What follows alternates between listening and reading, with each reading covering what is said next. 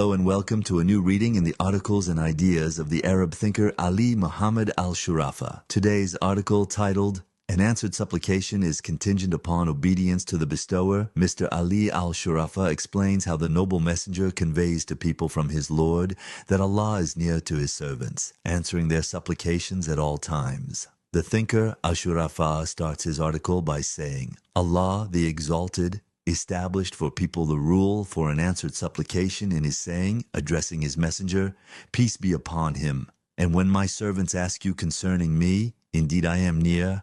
I respond to the invocation of the supplicant when he calls upon me." Al-Baqarah 186. Thus the noble messenger conveys to people from his Lord that Allah is near to his servants, answering their supplications at all times.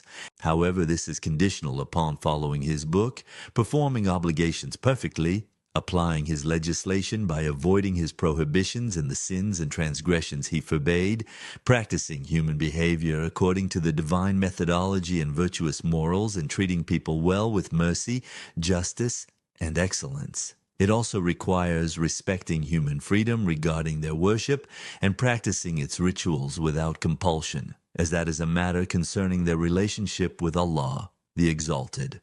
The rule for answered supplication. Allah did not appoint anyone among the people as his deputy on earth to monitor people's worship and hold them accountable for it. Allah alone is the one who holds his servants accountable. The verse above continues with his saying, "So let them respond to me and believe in me that they may be guided." Thus the complete verse reads, "And when my servants ask you concerning me, indeed I am near.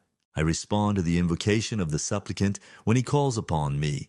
So let them respond to me and believe in me that they may be guided." Al-Baqarah 186. Therefore, in order for Allah to answer the supplication of his servants, they must believe in Allah, obey him, and respond to Allah's law and methodology. If they fulfill this condition, Allah has promised them that their supplications will be answered. Secondly, Allah commanded people to utilize the means.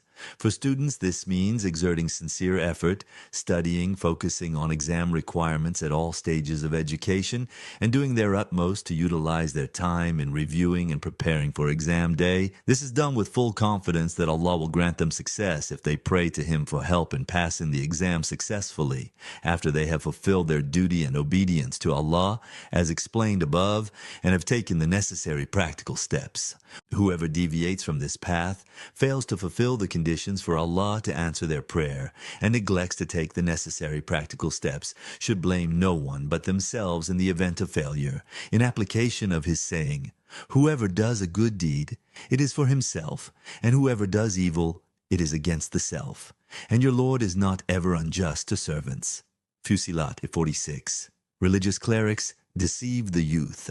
I wonder, who gave religious clerics the right to deceive the youth into believing they can succeed merely through supplication, without utilizing the necessary practical means? Who is calling the youth of the future to fatalism and reliance merely on what the tongue utters? Consequently, when the student is surprised by failing the exam, they place the blame on Allah for not answering their prayer. Doubts creep into their religious beliefs, and they lose trust in the religious clerics who draw their Islamic knowledge from satanic narrations instead of Quranic verses. These clerics deceive people and distort the image of Islam, which does not recognize illusions and myths. We must take a firm stand against the religious clerics who distort the message of Islam, a message that calls people to work, perseverance, sincere effort, and utilizing practical means. These clerics issue fatwas without any divine authority, deceiving Muslims and striving for prestige, gratifying their own egos with all its selfishness, greed for power and wealth, arrogance over people, and satisfying their own vanity.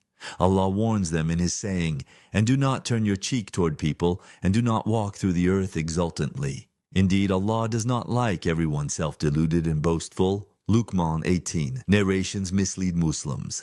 Is it not enough that Muslims have been misled by narrations for dozens of centuries until today?